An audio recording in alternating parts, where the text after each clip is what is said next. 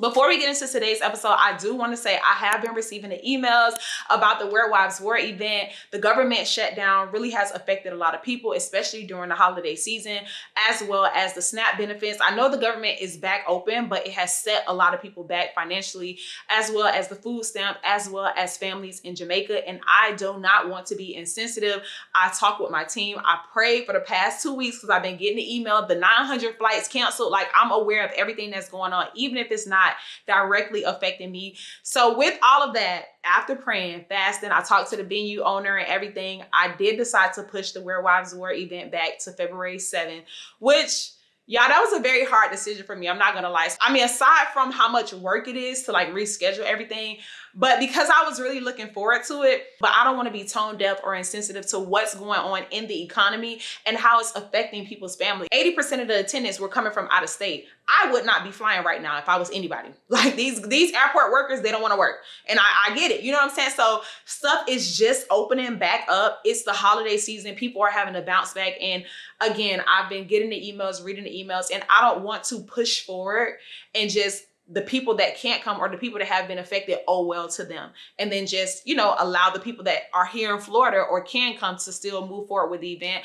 I will feel so bad doing that. So I did push the event back. If you purchase the ticket, you will be receiving an email tomorrow. If you would like to be refunded for the ticket, but still keep your spot secure, just email me back and let me know. And then you can use that money towards the holiday season or whatever you need to use it for. And I'll still keep your spot if you are still interested in coming February 7th. There were only 6 tickets left. So I'll leave those 6 tickets on the website for February 7th, but all of the baes that already purchased the ticket, you do have the option to get a refund for the holiday season and everything. And then when February 7th comes, you can repurchase your ticket, but your spot will be secure. Like, I won't give your spot away because, again, I understand what's going on in the economy and it's in shambles. Ain't no way around it. And having an event as if nothing is going on will be very insensitive. So I do hear you guys. I did read the emails. And if you already booked your flight or your hotel, I pray that this doesn't inconvenience you because I thought about you guys as well. That's why I wanted to make sure I talked to the venue owner and make sure I had a date so that if you do need to change your hotel booking, you have a date. It's February 7th. That should be the first Saturday in February for 2026, which is really cute because it's the week before Valentine's Day. So it is February 7th for your hotel and your flights. And if you were not affected by the government shutdown or the food stamps or your flight wasn't canceled and you were looking forward to it, I'm so sorry. I pray that it's not too much of an inconvenience, but there was a lot of days that were affected during this holiday season. So I pray I made this decision. And again, emails will be sent out tomorrow. All right, let's get into today's episode. Hey y'all, welcome back to another episode of Where Wives War. Today we're talking about a wife with no identity.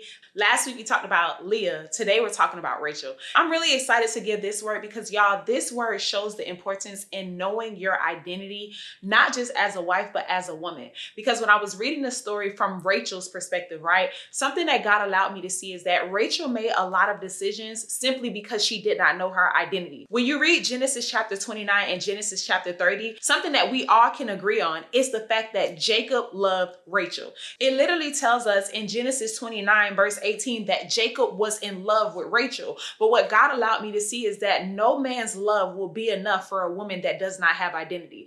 A woman that does not know whose she is, a woman that does not know her worth outside of a relationship. No man's love can fill that or pour that into her. And what God allowed me to see is the fact that it constantly reminded us that Jacob loved Rachel. It even says in Genesis 29 and 30 that Jacob loved Rachel more than he loved Leah, even after he slept with Leah. And I love that because, you know, the world would convince you that having sex with the man is how you get your worth. That's how you secure your spot. That's a part of your identity. But the word is telling us right here that not even Jacob having sex with Leah can change the love that he had for Rachel. Jacob also agreed to work an additional 7 years just so he could have Rachel. So this wonderful, beautiful woman, Rachel, Jacob loved her her so much, yet she was in competition with her sister. When you read Genesis chapter 30 and verse 8, it says, Rachel named her son Naphtali, for she said, I have struggled hard with my sister and I'm winning. Rachel, you were struggling with yourself. This was an internal battle that you had, because imagine struggling with a sister that wasn't even cute. The Bible told us she wasn't easy on the eyes, right? So Leah wasn't even cute, one.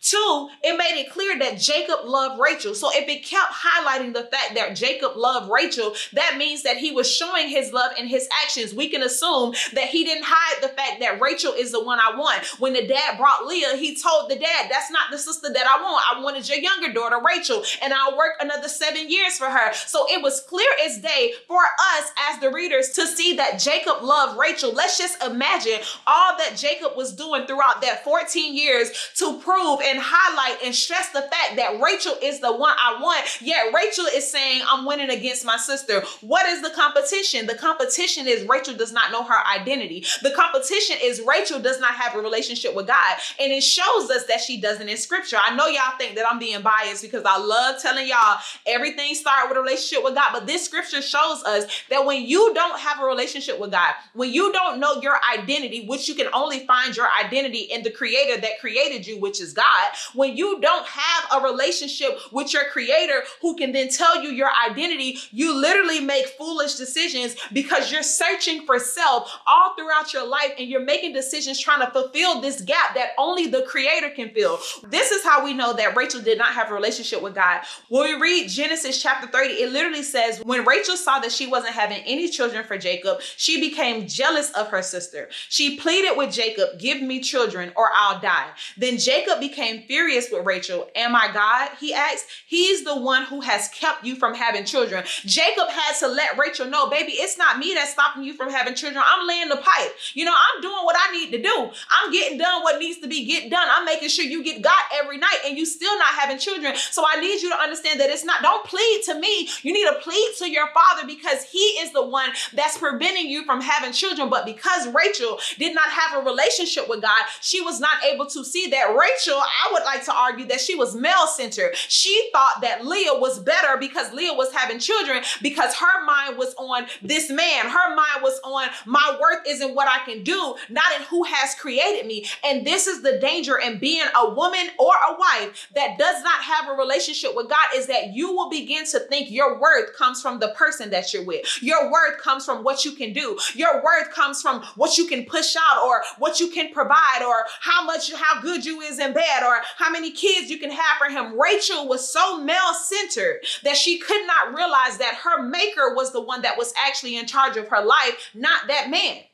Not only that, Rachel then had him to sleep with her maid because she wanted to compete with Leah so bad. A lot of times when people are in competition with you, it's not about you. It's about an internal war that they have going on and they're just projecting it on you. So because Rachel was so jealous of the ugly sister Leah and what she could give to Jacob, Rachel began to make decisions that weren't even aligned with the type of God that we serve. This maid was meant to serve you, not to sleep with your husband. But because you don't know your identity, because you can't rest in the fact that you're already chosen, catch it, follow me now. She's already chosen. Jacob has already made it known. I'm getting loud, but I'm gonna stay here. Just follow me. Jacob has already made it known that regardless of how much I sleep with Leah, and regardless of how many kids Leah give me, I still want Rachel. But Rachel didn't want Rachel. Rachel wanted what Leah had because Rachel lacked identity. And this is the danger, because then you will start to move. Now you getting a job because you want to work closer to his house. And now you're not focused on school because you want to spend time with him. And now you changing the way you dress because you see the girls who picture he liking on Instagram, and you don't even realize that every time you make a decision that's centered around that man, you lose yourself. You lose who your maker has called you to be because you're now idolizing and finding your worth and your identity in this man. And Rachel did not know how to rest in the fact that if I never give him a baby, I'm still the one he loved. Like that, I need y'all to clock that. That is the gag. That for 14 years, he worked for Rachel. Before he even had sex with her, the word told us that he loved Rachel. So Rachel had nothing to do other than rest in the fact that I'm already chosen. But aren't we just like Rachel? Don't we go throughout life trying to depend on our own understanding and trying to live a life based on our works, failing to realize that God has already chosen you. God has already picked you. God has already called you. God has already given you an identity. So you don't have to be out here giving your maid to your man, telling him to have a baby because you feel like you're only worthy as a woman if you're a mother. You're only worthy as a wife if you can give him a son. You don't have to be out here, but that's what the enemy will have you to do. And I need y'all to understand this word is not just for wives. It's not just for marriage. This goes to purpose as well, because God already has a perfect plan for our life. But the enemy knows that if we don't know our identity, we'll start running around like a chicken with our head cut off, trying to do different things because we're looking for validation. We're looking for acknowledgement. We're looking for worth. We're looking for our identity. And God is like, I already chose you. I already gave my son on the cross. I already gave my son for you. Jacob already gave 14 years for you. And you still out here trying to find ways to prove that you're worthy. Rest in the fact that you're already chosen, Rachel. Rachel literally kept doing stuff. She named her son based on an inside beef that she had with her sister. And her sister was just trying to get some love because she knew Jacob never wanted her. But Rachel, you competing with me. Imagine that. Not only that, then this the kicker, y'all. This the real kicker. Genesis chapter 30 and verse 22, it says, God remembered Rachel's prayer and enabled her to have children. You mean to tell me that you done gave your maid to your man to have kids whole time? All you had to do was seek God. All you had to do was not just seek God, but sit and wait on his perfect timing. God enabled her to have children. And then it says in verse 23 that Rachel said, God has removed my disgrace. That's why you was moving the way that you was moving, because you felt disgraced. You felt like you weren't worthy. You felt like you weren't chosen because you couldn't have children. But God is just like, my love was never removed from you. You just weren't able to see that I had already called you. I had already chosen you before you could do anything. Let's think about Jesus. God said, this is my son for whom I love, before Jesus' ministry was ever started. Rachel was loved by Jacob before he ever started having kids. Why? Who did you allow to convince you that you have to do all this work in order to be chosen, when I've already shown and expressed my love for you in the beginning? So I know this word is about Rachel, but I also need you to understand that this word is about God as well, and his love for you, and understanding that you're already called and chosen by God. Don't lean on your own understanding and start trying to do works to try to prove that you love God or prove that you're chosen by God. You're already chosen. You're already called. You're already loved. Seek him. Because if you don't seek him and get your identity, the enemy loves somebody that does not know themselves. Loves somebody that does not know that their Savior has already chosen them, that God has already aligned your steps. And all you have to do is seek him and build a relationship with him. Not seek that man and ask him why you don't have no kids. Not seek that job and ask them why they don't want to give you a raise. Not seek these friends and ask them why they keep leaving you out. Seek God. And then everything that God has for you, Matthew 6:33, will make its way to you, and you will experience a Genesis 30 and 22. God remembered Rachel's prayer and enabled her to have children. But it all starts with you knowing your identity in Christ. And when you know your identity in Christ, then you can rest in the fact that I don't have to figure this out myself. I don't have to do anything to earn that man's love. I'm already chosen. I'm already chosen. Yeah, I see Leah over there popping out kids. If it's in God's will, I'm going to have some. I ain't saying it's easy, but this is the posture that God wants us to have, to not just trust in him, but trust in his timing, because the enemy will have a field day when you don't know who you are.